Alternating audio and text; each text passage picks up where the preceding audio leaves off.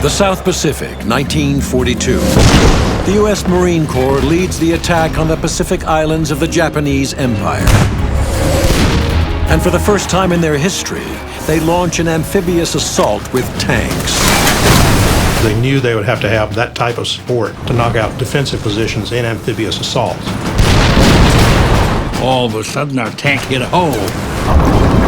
They were throwing everything but the kitchen sink at that thing. People say, well, I didn't realize there were tanks in the Pacific. They seize one island fortress after another. There's no real way to carry a large cannon around the battlefield for direct fire infantry support except a tank. But they face an enemy ready to meet them tank versus tank.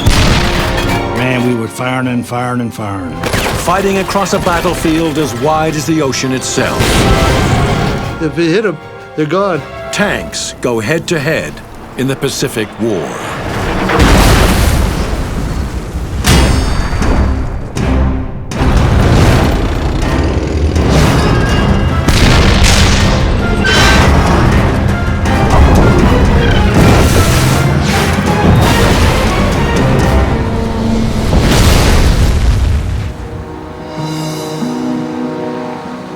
Today, the palm-fringed beaches of the South Pacific are a destination for holidaymakers seeking paradise.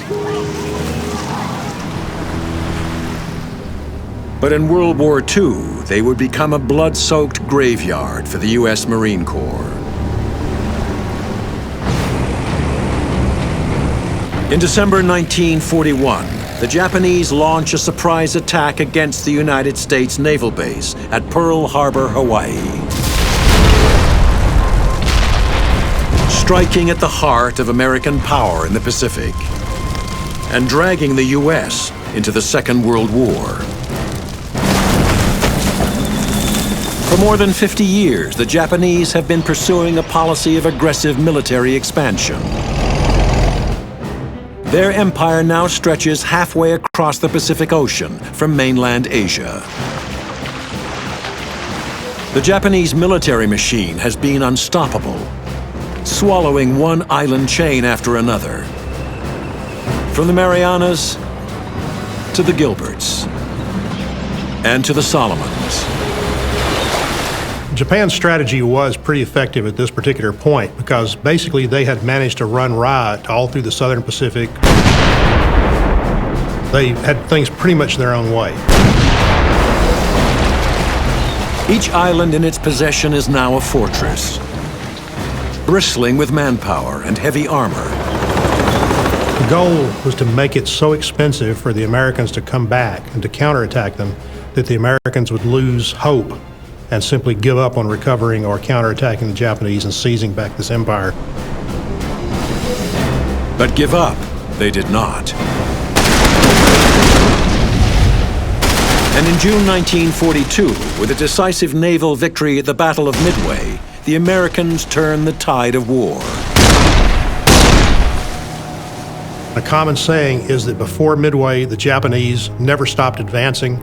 After Midway, the Japanese never stopped retreating. The Americans go on the offensive, and it's the Marines who are tasked with rolling back the Japanese empire across 6,000 kilometers of ocean, with the plan to seize one island stronghold after another until they reach mainland Japan itself. Overshadowed by the achievements of the infantry, the role of the tank in the Pacific War has been untold. People say, well, I didn't realize there were tanks in the Pacific. There's very little written about the tanks in the case of the Marine Corps. The infantry always has this strange love-hate relationship with tanks. They don't like to be around the tank because it takes fire, but when you're taking fire from an enemy position, there's nothing quite like that direct fire cannon and those heavy machine guns and that armored protection to help eliminate enemy positions. There's no real way to carry a large cannon around the battlefield for direct fire infantry support except a tank. The Marines' first hurdle is Guadalcanal, which they seek to take with overwhelming force, including 20,000 troops and more than 50 light tanks. But it becomes a protracted and bloody campaign.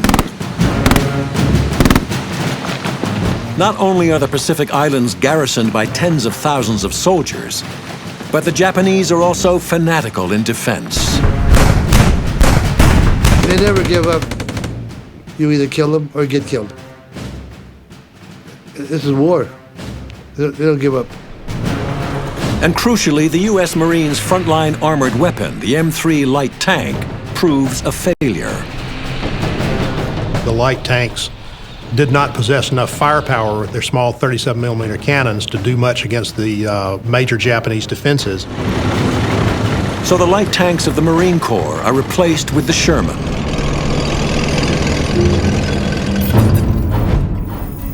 The medium M4A2 Sherman tank, with a 75mm main cannon, its firepower is a significant upgrade in the Marines' armored capability.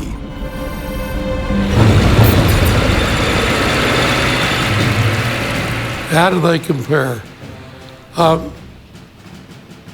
Like night and day. It was kind of like comparing a small Ford to a big Cadillac. With the lessons learned at Guadalcanal, a victory that takes 6 months and comes at a cost of more than 7,000 casualties, the U.S. Marines move on to their next objective, Tarawa. 6,000 kilometers from Tokyo and part of the Gilbert Island chain, Tarawa is at the outermost edge of the Japanese Pacific Empire. It's a remote and sparsely populated atoll of tiny islands and coral reefs. The Japanese realized, having executed several amphibious assaults themselves, that the best place to defeat an amphibious assault is at the water's edge, where the troops are still wading ashore, where they're still knee-deep and struggling. So most of their defenses were sited around the perimeter of the island. So confident is Japanese Rear Admiral Keiji Shibasaki, he boasts that 1 million men could not take the island in 1,000 years. Dug in behind the defensive seawall at Tarawa are 5,000 soldiers, 65 heavy guns, and 7 tanks.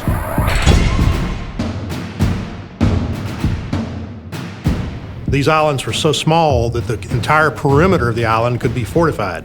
So there was no chance except to assault these things frontally. Advancing on Tarawa, the Americans now have 14 medium tanks, dozens of light tanks, and 20,000 Marines.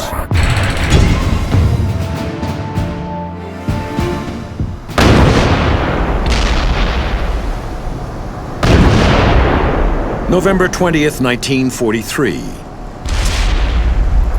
At 0500 hours, the American attack begins with a massive naval bombardment. Its aim, to destroy the Japanese defenses and breach the seawall. We could see the planes dive bombing the island.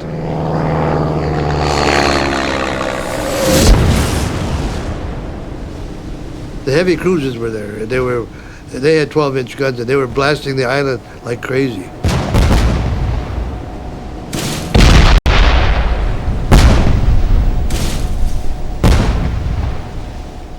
What I was worried about is I was worried about one of them things might hit me.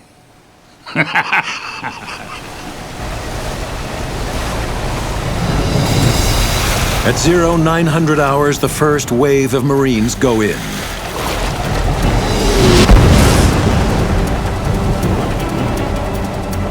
On a small island like Tarawa, the only thing you can do is attack right into the teeth of the defenses, just kind of slog ashore and try to do the best you can in this frontal assault.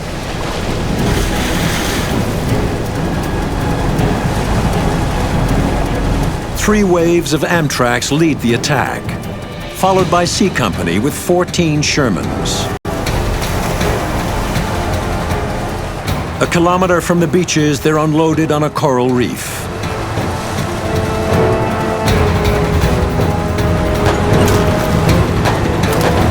Then you go into the lagoon, then you go in. And that's when things got rough. Because it's now that the U.S. tankers come within range of the Japanese heavy guns. All our positions on all beaches opened on enemy landing craft.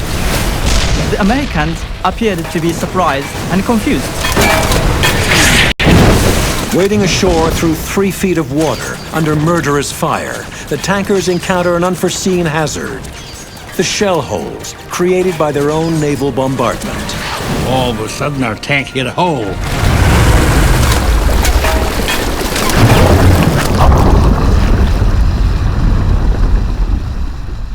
They was under fire. I mean, they were throwing everything but the kitchen sink at that thing.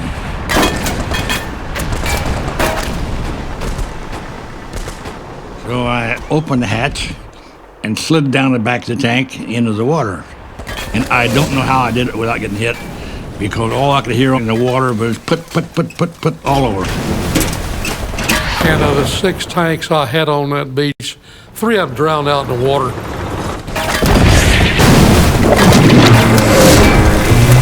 But we did get ashore. I got ashore with 3 vehicles.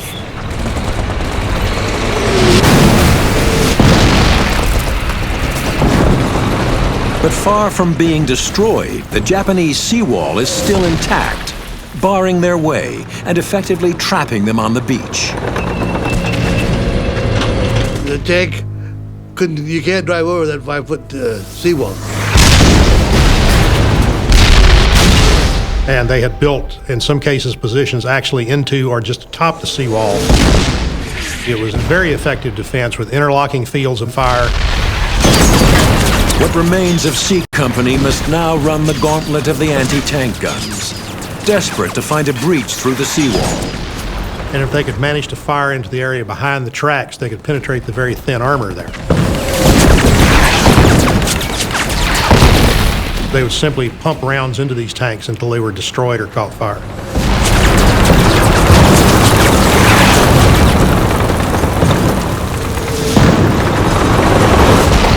Two tanks from Bale's company find a gap in the seawall and make it off the beach.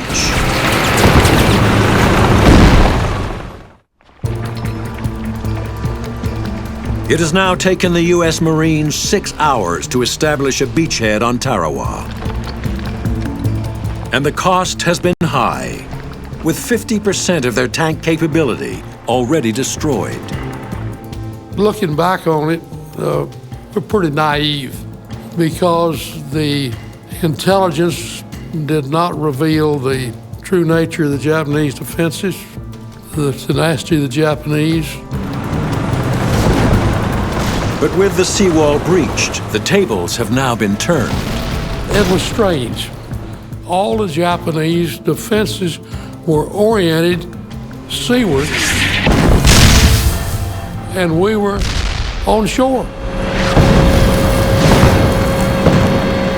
So that once you could get in behind these things, you could knock them out by attacking the rear entrances without coming under so much intense fire.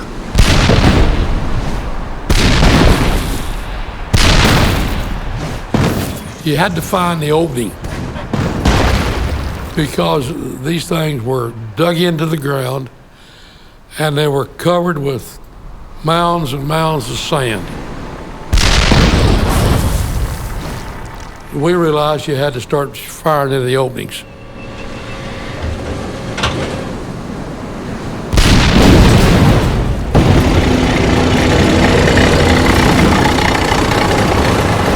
But we had not gone more than 100 yards inland, and we ran into this Japanese tank showed up.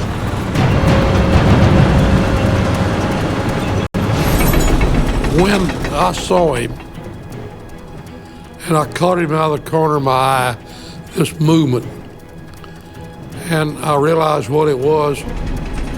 The Japanese tank stuck its turret up over a revetment. I told the gunner, and he started to traverse over there. He probably had to traverse that gun 30, 40 degrees to get on that target. and he fired before I told him to. And he missed.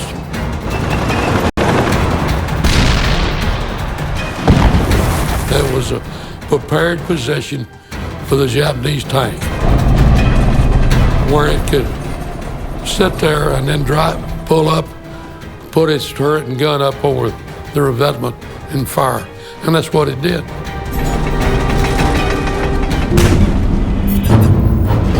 The Hago light tank, armed with a 37mm main gun. In a straight fight, it should prove no match for the medium Sherman M4. That projectile hit right on the end of our gun tube.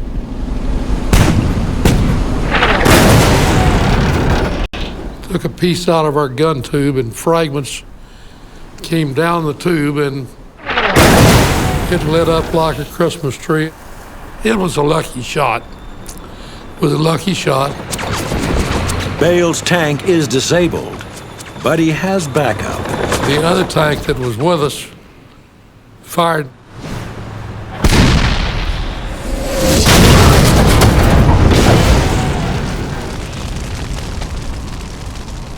And that other tank fired, and all I know is he blew the turret off.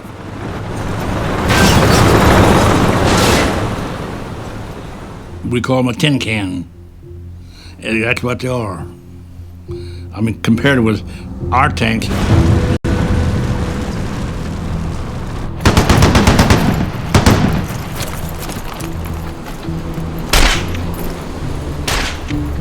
It takes 3 days for the Marines to clear the atoll. 4,700 Japanese are killed, including Rear Admiral Shibasaki, with only 17 choosing to surrender. And in the space of just 76 hours, the Marines themselves lose nearly 1,000. Tarawa caused a major change in the way the United States viewed the war and the attitudes particularly.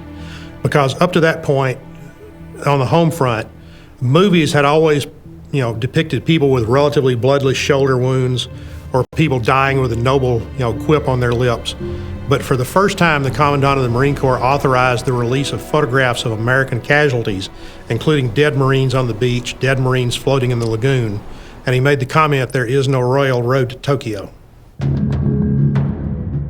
Having punctured the Japanese Empire's first line of defense in the Pacific at Tarawa in the Gilbert Islands, the Americans now advance on the Marianas and the island of Saipan. The Japanese considered the Marianas actually the last defensive line before the home islands. Much bigger than Tarawa and halfway to Japan itself, the Marianas hold the strategic key to the war in the Pacific. The Japanese know that if their airstrips on the Marianas are captured, American superfortress bombers will for the first time be within range of Tokyo itself. So they were prepared to defend these things with a major effort.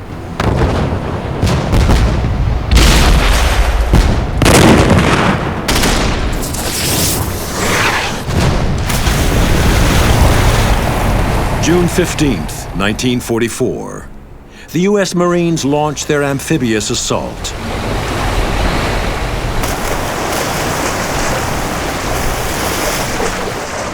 Saipan was the first of the real large land masses that the Marines attacked during the course of the Pacific War. So the Japanese could not have as heavy a defense of the beaches themselves.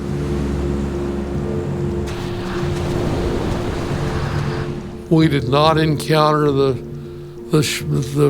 bomb craters and all off the beach. We didn't encounter the heavy Japanese gunfire from emplacements. And as far as I was concerned, I got my company ashore pretty easily. Unlike on Tarawa, the main Japanese defenses are situated behind the shoreline. And as the U.S. Marines advance off the beaches, they discover the Japanese are waiting for them, dug into a network of almost impregnable bunkers.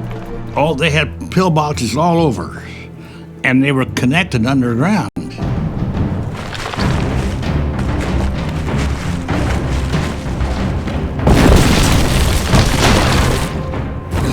They were in a pillbox over here firing, and before you know it, they'd go underground to another one and come up again. Which means the U.S. Marines have to clear and destroy each defensive position, one by one. So the Marines not only had to kill the defenders of position, they had to physically destroy that position to keep it from being reoccupied.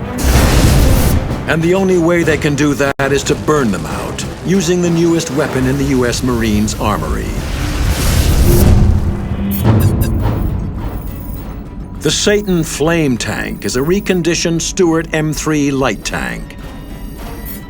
Its 37mm main cannon refitted with a Canadian-designed Ronson flamethrower. It was an absolutely deadly weapon against any sort of fixed position because it doesn't really kill the enemy by burning, but it consumes all the oxygen and suffocates even somebody inside a closed position. With a range of just 55 meters, the flamethrowers are only effective at close quarters. The flame tank had to approach within a certain distance, rendering itself vulnerable to enemy counterattack by infantry with these little grenade mines or a suicide weapon they called the lunge mine, an anti-tank mine on the end of a bamboo pole that they would come up and shove against the side of the tank. They had a lot of success sticking these against the engine doors on the light tanks where the armor was much thinner.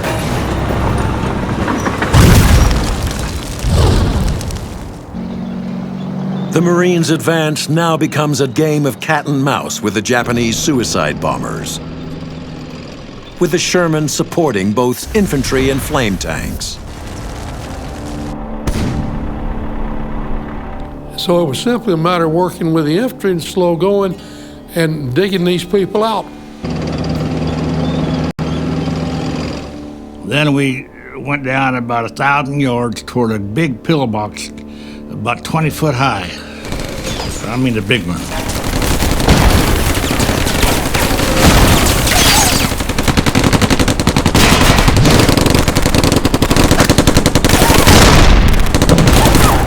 I started throwing shells in there.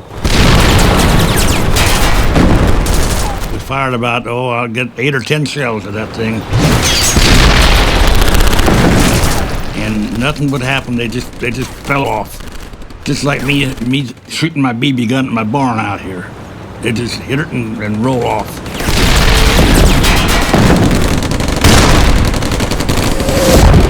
Can you imagine? Nothing can get through that.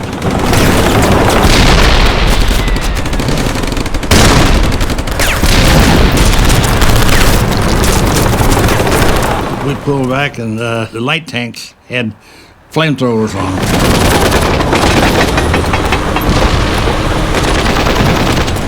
There's no way you could knock that thing out. You had to burn them out.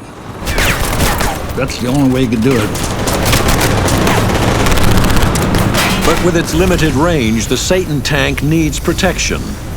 I was more concerned about being swarmed by the Japanese than I was about the Japanese gunfire.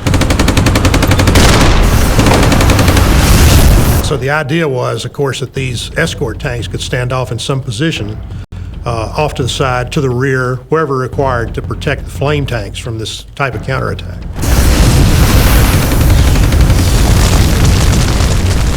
So they took flamethrowers up there and they burned them out.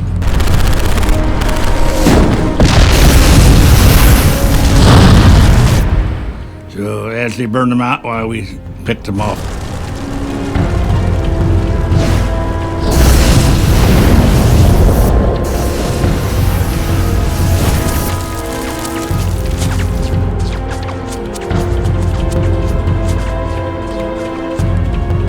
By day's end, a beachhead has been established. But the Japanese on Saipan are far from finished. As the U.S. Marines clear the Japanese defenses on Saipan, the Japanese tank formations that have been held in reserve prepare to strike back. The Japanese principle was always to try to counterattack. They had almost a cult of the attack and the counterattack. Whether we attack or not, we are going to die.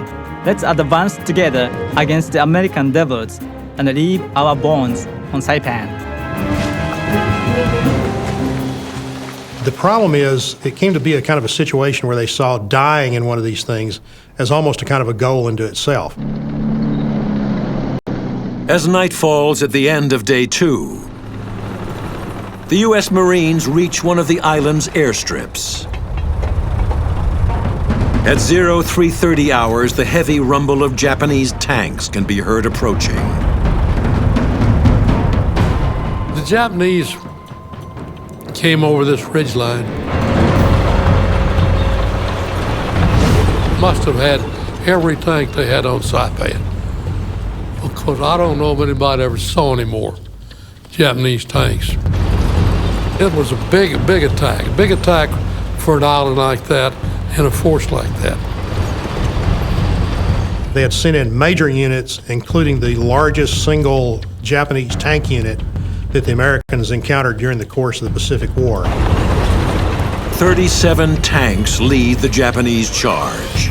A full frontal banzai-style attack, straight at the American lines. A banzai attack is just a maze of confusion.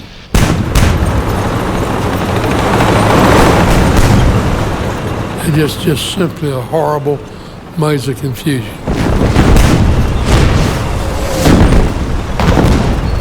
Like anything at night, you can't see. You're not sure, but you know it's there. Can you hear it?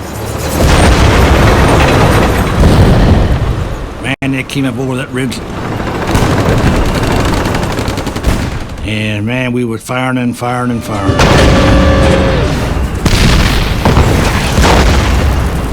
They just came at you and kept coming. Taking the Marines by surprise, the Japanese smash through the American front line, and the battle becomes a mass brawl of tank versus tank.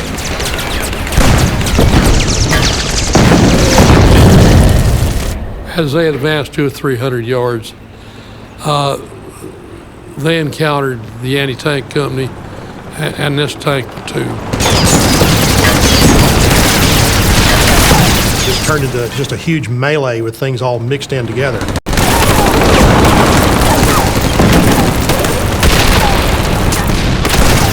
Tracer bullets light up the night sky. Explosions and shell bursts illuminate the battlefield.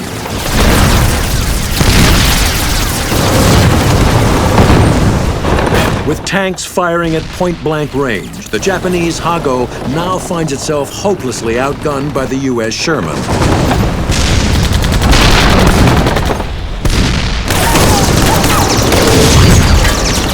And typical Japanese tanks didn't stand a chance. The Japanese armor, they had little light tanks there, but they didn't do any good.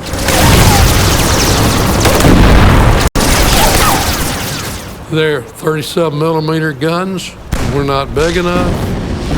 Their armament was not heavy enough. Our medium tanks blew the light tanks away. Flames from the stricken tanks now enable the Americans to pick out their targets. One of the aspects of the Japanese tanks was that they were, their design was such that in a lot of cases, you could actually knock them out with heavy machine gun fire.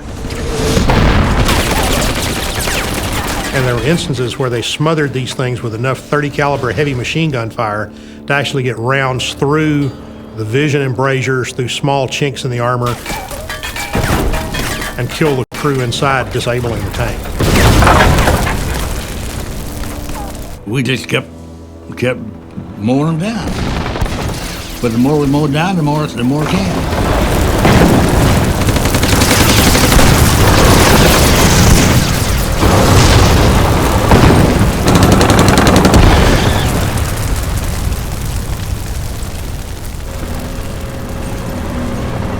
This thing went on all night long. By dawn, the Americans were able to come out over the battlefield and there were about 33 Japanese tanks, in various stages of disrepair, shall we say, strewn about the battlefield. Well, walking around there looking at that after it was over, it looked great. Looked great. It kind of looked like going out on a baseball field after your team wins a baseball game. The action on that night succeeded in destroying about 3/4 of the major Japanese armored force on the island. After that night attack, the Japanese had no more tanks left. Although outnumbered and overwhelmed by superior American armor, the Japanese defenders on Saipan refused to surrender. It will take the U.S. Marines another 3 weeks to clear the island, at the end of which they will be confronted with the final horror: the mass suicide of Japanese civilians. They were scared of the Americans. They thought they were going to get killed, murdered, and raped.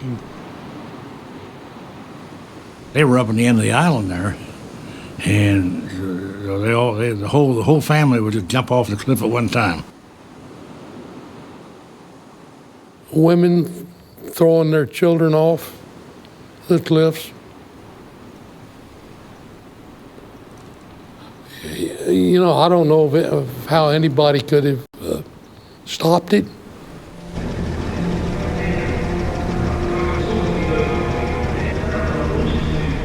And all they really had to do is raise a white flag, and we wouldn't do nothing to them.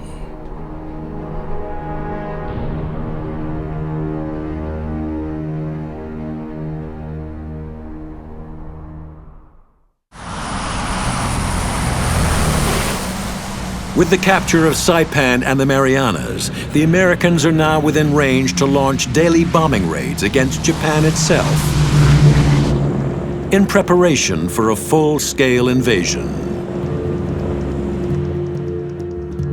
But Iwo Jima, a tiny volcanic island situated halfway between Saipan and the Japanese mainland, remains a thorn in the American side. It was a Japanese radar base that gave them hours of warning of the approach of the American raids. And Japanese fighter planes flying out of there were picking off crippled American bombers trying to make it back to the Marianas. Measuring just 21 square kilometers, Iwo Jima is an unremarkable dot in the ocean.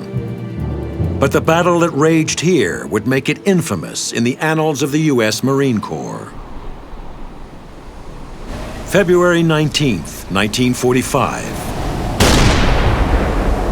To their surprise, the Marines' amphibious landing is unopposed by the Japanese. Contrary to the defense at the water's edge, at Iwo Jima, what they had planned to do was to actually let the Americans come ashore.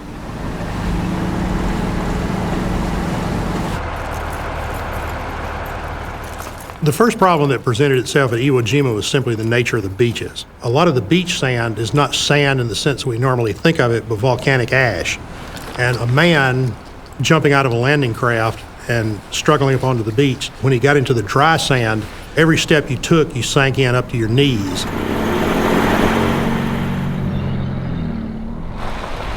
Vehicles just floundered in it, tanks trying to advance through it. The tracks would begin to churn this material, but the tank would be sitting on its belly with its tracks churning and just throwing up ash and sinking in deeper and deeper and deeper. When we hit the beach, that loose volcanic ash had built up into the tracks to where one of the tracks exploded.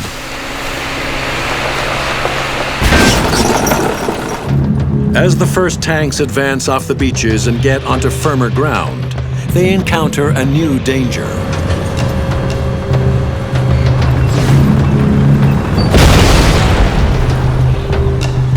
What they were doing was burying a 500-pound bomb about that far underground and then setting a 10-pound anti-tank mine on it. In some cases, these were command detonated. They could be detonated electronically by somebody waiting in a nearby cave. The American tanks push on, not knowing when or where another mine will strike.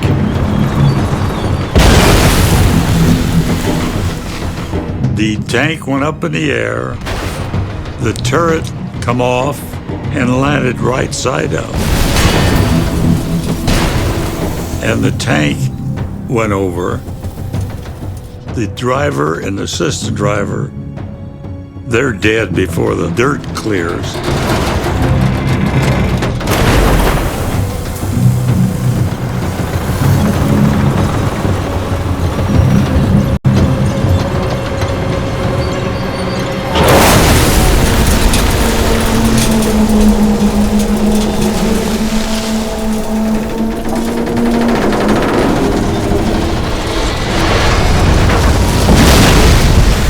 Made a hole big enough to almost bury the tank in, and everybody in it was dead.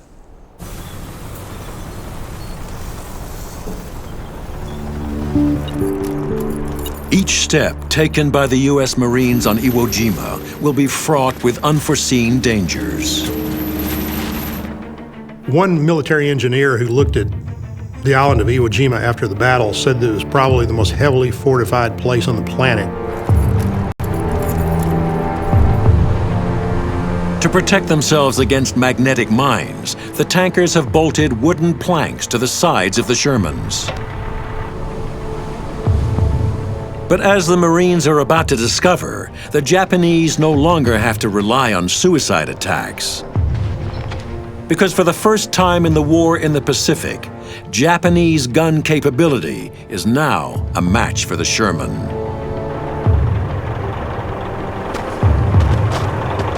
One of the major obstacles that the American tanks had to cross was two interconnected airfields on the central part of the island.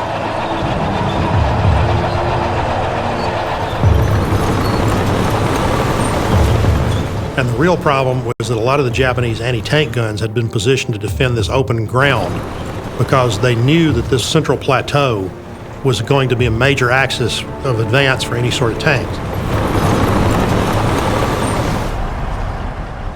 The idea was just smother them with artillery fire, and that's what they did.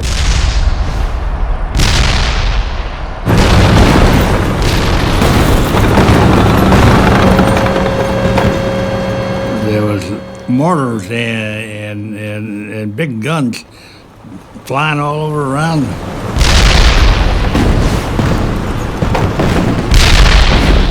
It was essentially built up as one huge ambush. The 47 on Iwo, that's the first time we met the 47s. The breech-loading 47mm anti-tank gun. With a barrel length of 2.5 meters and a muzzle velocity of 830 meters per second, it presents the first serious challenge to U.S. armor in the Pacific. Yeah, they would go through the tank anywhere it wanted to.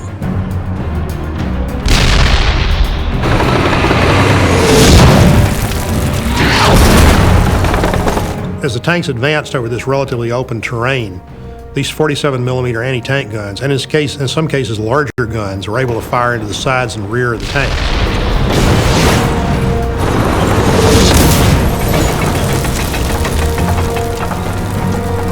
You know, anytime you penetrate the engine, that's going to disable the tank. So it was vulnerable, you know, to fire if it was engaged from the rear. There are photographs of tanks that have anywhere from 12 to 15 penetrations on one side of the tank alone.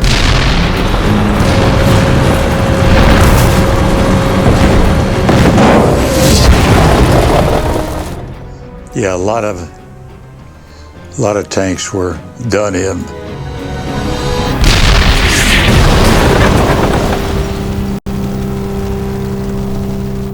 It's really always difficult to assess how many tanks were knocked out in any particular action, but the estimate for this one is somewhere around 33 or so. The American advance is slow and the cost is high, but it's also unstoppable.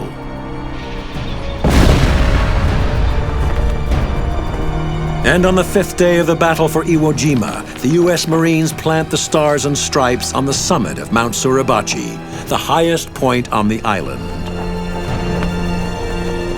And Joe Rosenthal's photograph will become an iconic image, not only of the Marines' triumph, but also of their struggle.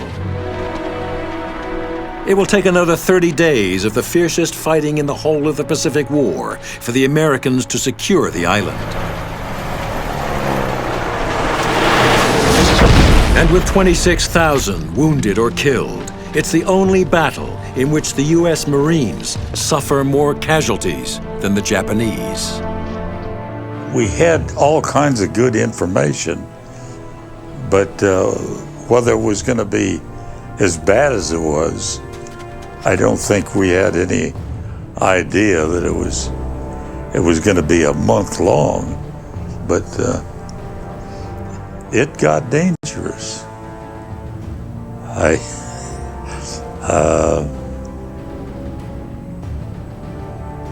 A lot of guys bought it. A hell of a lot.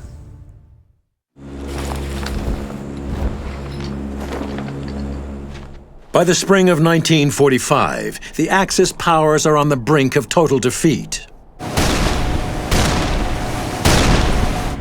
In the Pacific War, the U.S. Marine Corps has fought 5,500 kilometers, halfway across the ocean, to reach Japanese home territory.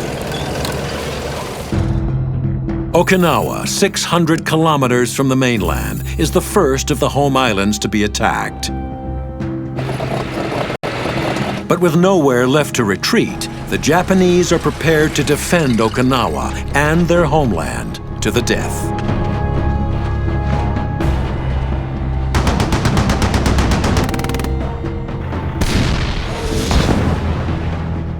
I figured we'd have to fight the whole Japanese, you know. And it's bad because they'd fight to the last man.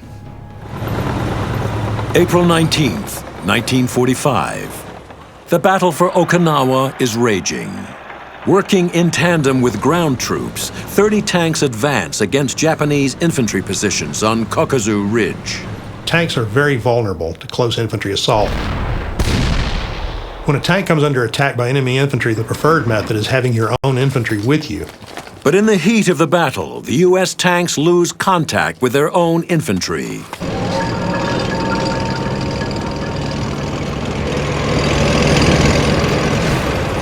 They sent a lot of the medium tanks out into Japanese-occupied territory unescorted by infantry. Undefended by ground troops, the column makes a power drive through enemy lines, which are teeming with anti-tank guns. They had all these artillery pieces and heavy anti-tank guns in caves. They'd roll them out and fire them, and they were good at it.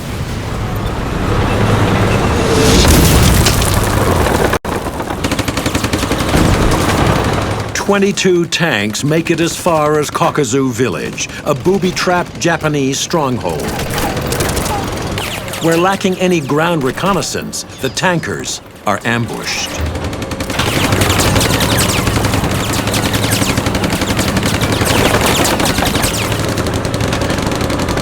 Cut off, deep within enemy lines, and with no hope of reinforcement, the tankers' only chance is to blast and burn their way out. I mean, those people are trying to kill you, and you're going to kill them. That's it.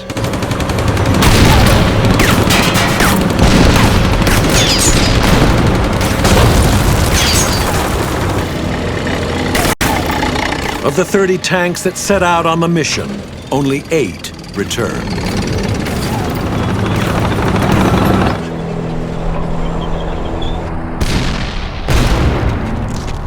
Kokuzu Ridge is the last major tank engagement of the Pacific War, although Okinawa will not be taken for another 2 months.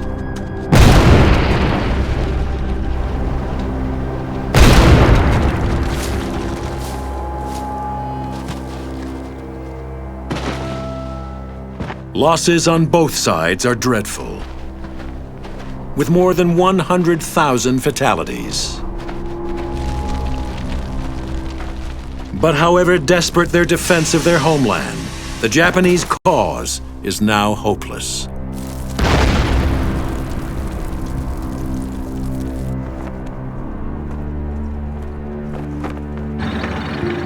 By June 1945, Okinawa is secured.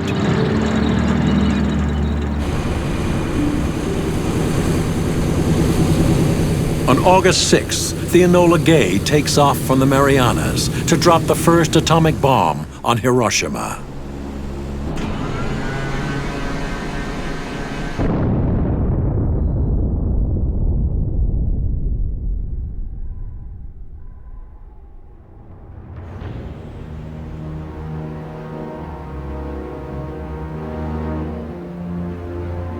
And within a week of the second bomb on Nagasaki, the Japanese surrender unconditionally.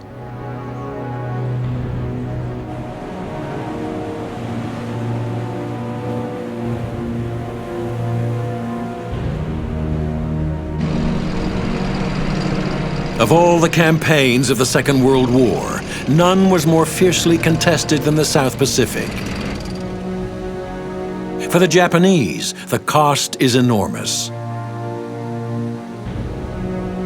Total defeat and more than 2 million casualties. Casualties for the U.S. Marines alone amount to more than 95,000 men. But ultimate victory is theirs. You do your job. You don't. All you do is get him before he gets you. That's the name of the game.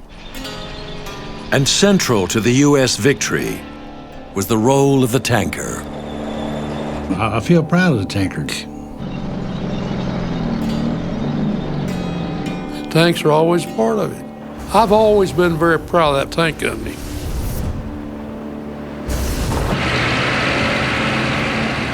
They wouldn't have won a war without tanks, as far as I'm concerned. But between the tanks and the ground troops, that's what took the islands.